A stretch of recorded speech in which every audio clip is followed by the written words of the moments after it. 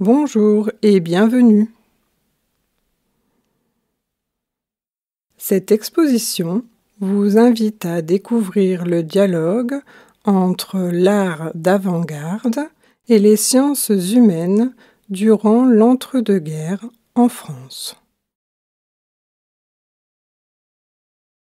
À travers un ensemble d'œuvres et de revues d'époque, elle rend compte des croisements entre archéologie, ethnologie et art surréaliste, avec au cœur une question.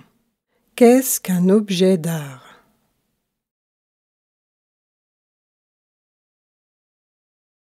À partir des années 1930, une nouvelle approche de l'art se construit par le biais des revues liées aux avant-gardes comme Minotaure, Cahiers d'art et Documents.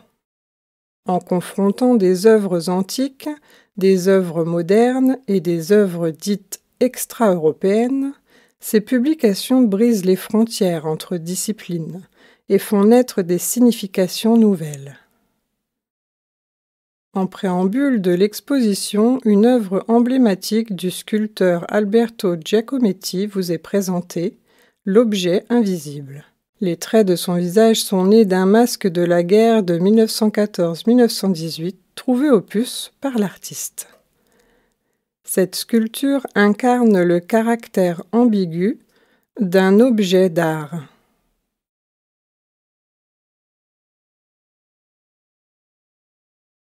La première section de l'exposition, intitulée « Terrain », fait référence aux collectes de données permettant de documenter l'activité d'une société humaine. Les objets acquis sont enregistrés, dessinés, photographiés.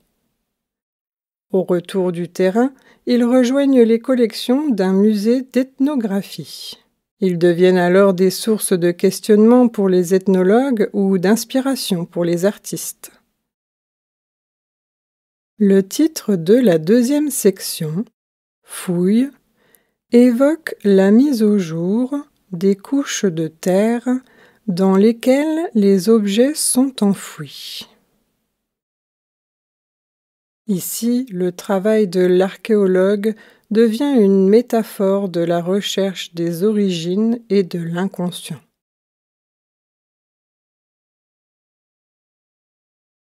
La troisième partie de l'exposition met en lumière des œuvres hybrides et des associations d'objets de nature différente.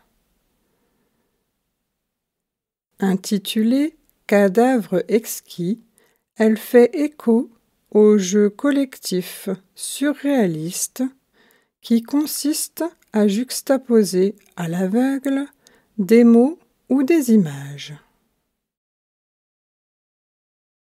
Ce procédé proche du collage permet la remise en cause des classifications traditionnelles. Enfin, la dernière section, Double musée, nous questionne sur le rôle des musées dans la redéfinition du statut de l'objet d'art. À partir des années 1930, deux manières d'exposer s'opposent. La première, destinée au grand public, encourage une muséographie spectaculaire. La seconde, à l'intention des spécialistes, propose une présentation par série. Ce double musée révèle la tension entre les dimensions esthétiques et documentaires de l'objet.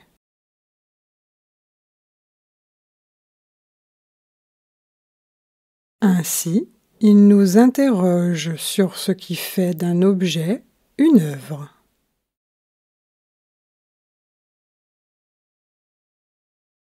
Bonne visite!